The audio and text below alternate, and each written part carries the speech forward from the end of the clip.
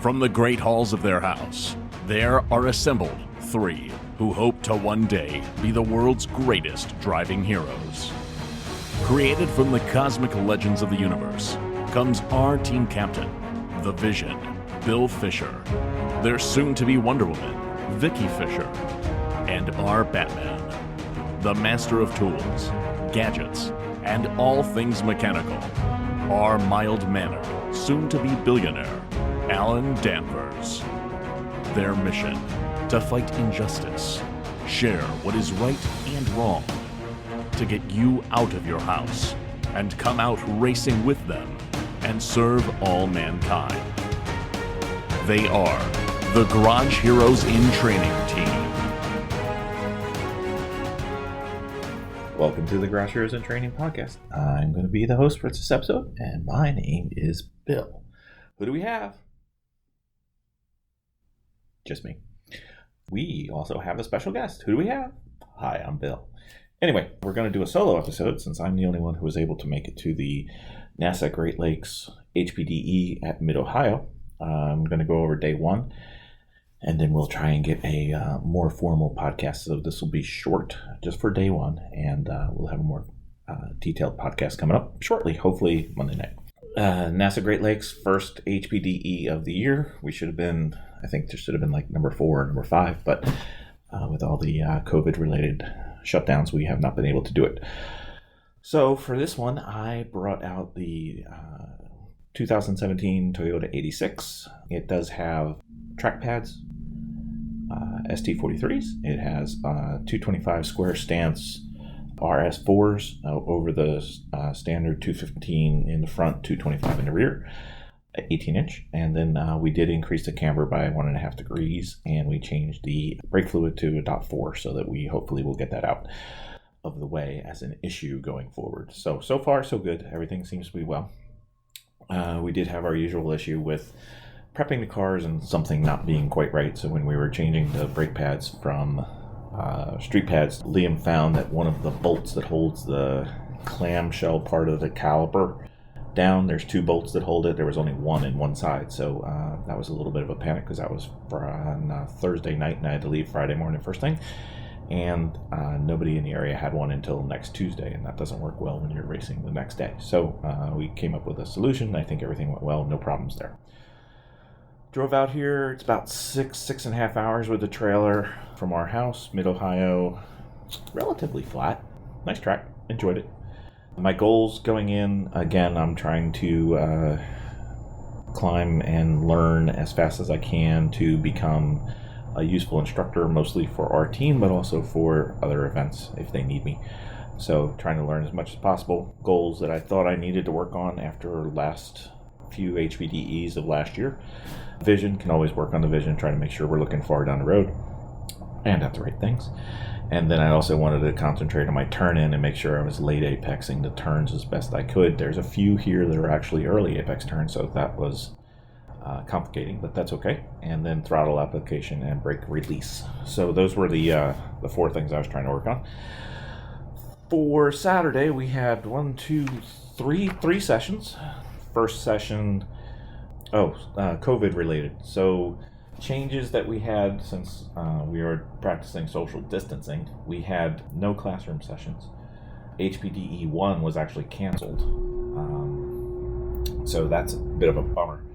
Hopefully that won't stay this way for the rest of the year because that most of our team needs to be in HPDE 1. No right seat drivers by any of the instructors. So we had a lot of lead follow and blending of instructors into the pool. We had 30 people in HPDE 2.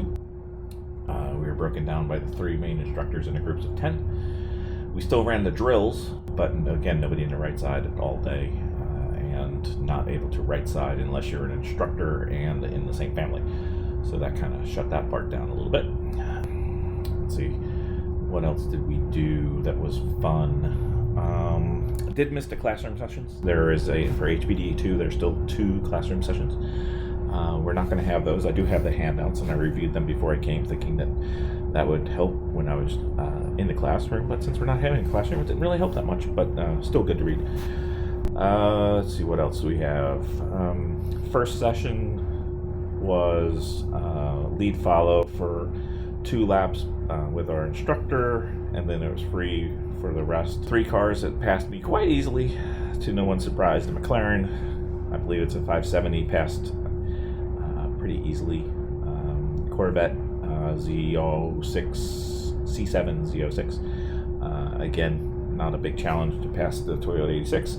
And the one that probably passed me the fastest was I believe it's a R32 GTR, but it's definitely a GTR, and it's older, and it's a very nice car. I saw the taillights for a little bit, then they were gone. So what I was trying to do on the first session was learn the track. It's the first time I've been here in person. I've done some iRacing. I've also done some track prep, which I can get into. I'll probably get into that with everybody so we can go through it and see. More or less, I was mid-pack for the first session, passed by about 5 cars and probably passed 3 cars, so plus or minus middle. Then first session, we had a download where we were able to go over what we were doing and how things were going, and we got into a few decent topics in that, but since we're in a stand-up position 6 feet away, it's hard to hear a little bit, and it's also hard to take notes, so I don't have a tremendous notes like I usually do.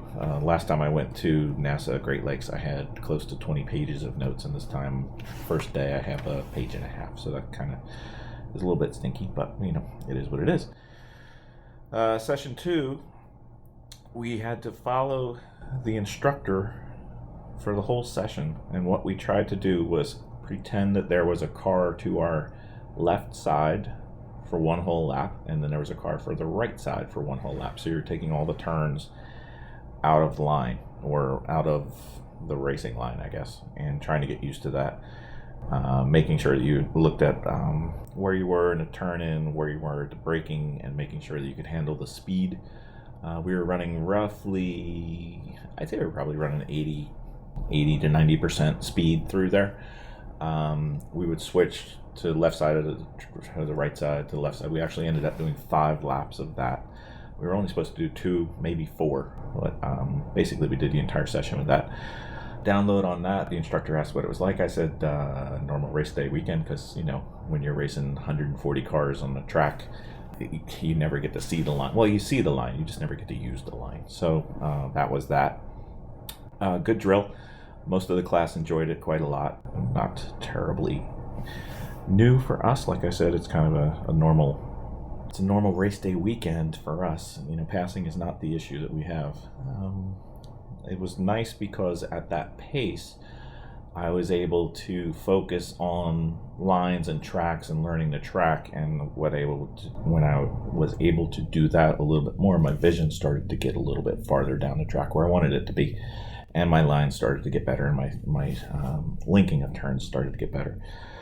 So we had a long break in between that session and the next session, and what I did was I went and I reviewed my track map and my track notes that I have on my track maps, and I'm probably going to have to post this because it's hard to explain, but went through that. And then on the next session we went through everything, got out there.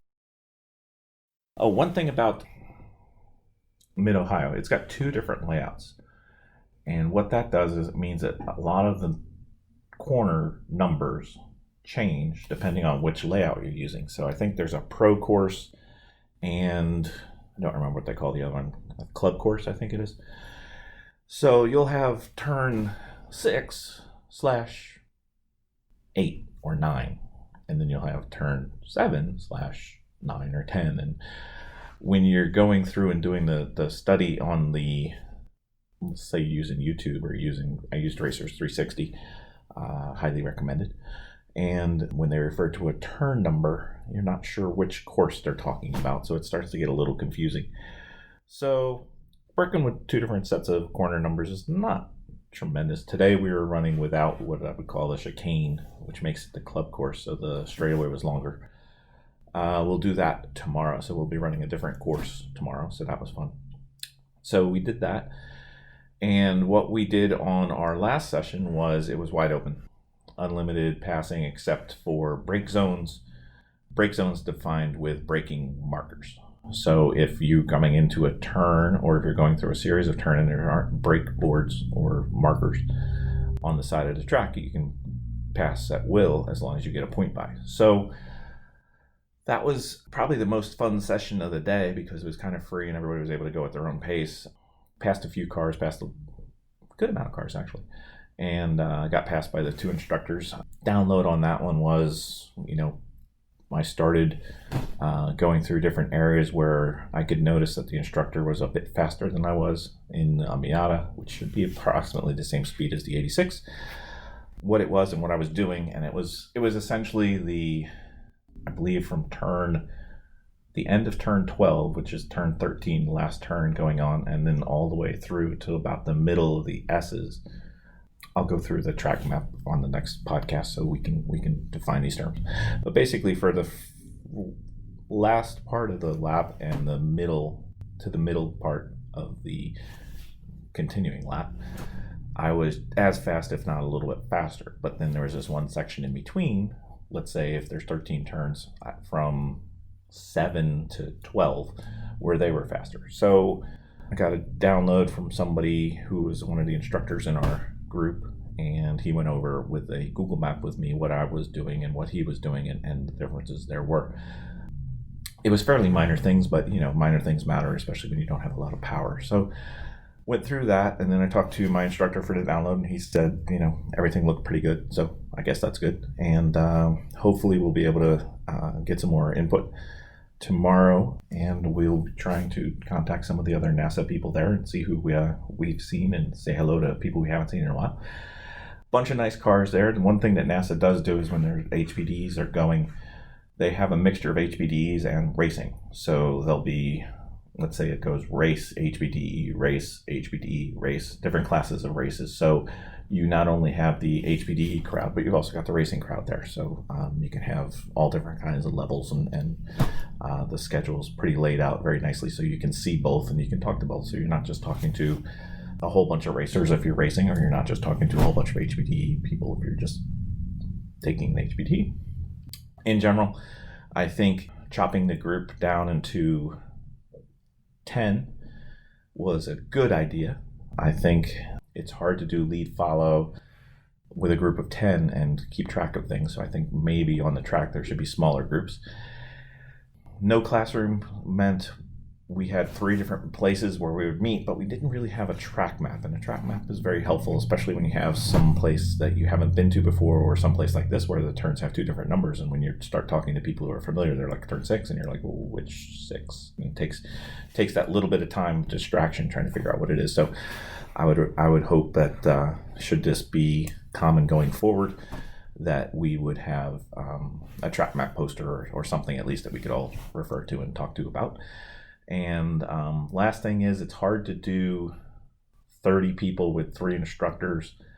You really can't see everything, especially when you have no right seat time. So maybe having the instructors out there, as well as maybe some instructors around the course, or maybe just having instructors around the course and doing the practice that I've heard of before with HPDEs, where you basically review everybody on the radio amongst all the instructors, and then you get a download after that. That may be something that they have to look at going forward. Hopefully everything goes well and the COVID crisis will stop and we won't have to worry about this, but should we have to, and this is the way we're going to be doing it for a while, try to make it as good as we can. Big concern for me right now is, what are we going to do about HPDE 1? I think the reason that it got canceled here was with no right seat. They were concerned about putting people out on the track who potentially could get into trouble without the instruction. So I believe that to be the logic. I'm not sure. Maybe we'll have a guest to go over it at some point. Hopefully we've got a few scheduled, but we'll see how things go. And I'd really like to get everybody out on the team for the HPDE 1, so that would be fantastic if we have it. On the way out, we did get bad news. New Jersey has not allowed the track to open, so our HPDE class for next week has been canceled next weekend. And for the weekend after that, the first Lemons race that we were hoping to have in New Jersey Motorsports Park at Thunderbolt, that has also been canceled because they're not going to have enough time to get everybody in and checked in, even if they were to allow it. It's just, you eventually reach a date where you have to say yes or no. And unfortunately, that's a no. So that means our first race for the year with Lemons will be at Thompson, hopefully. That's in early August. I think it's the 6th, maybe so, something like the 6th. And then the following weekend, we hope to have a race down at Charlotte with Lucky Dog. So those are our plans for racing. And then hopefully in middle of July, we'll have the NASA Great Lakes with the whole team. That's kind of the highlights of the goals. I'll be going to a few other HPDs just because that's what I said I was going to do. And we'll get into more details about this tomorrow. So if you have any questions, I'm going to try to post this pretty much the way it is. And if you have any questions that you'd like to talk about or like to ask or discuss, we will cover those in the episode with More Than Just Me. So, hope everybody's having a great weekend, and we will talk to you later. Thanks. Bye.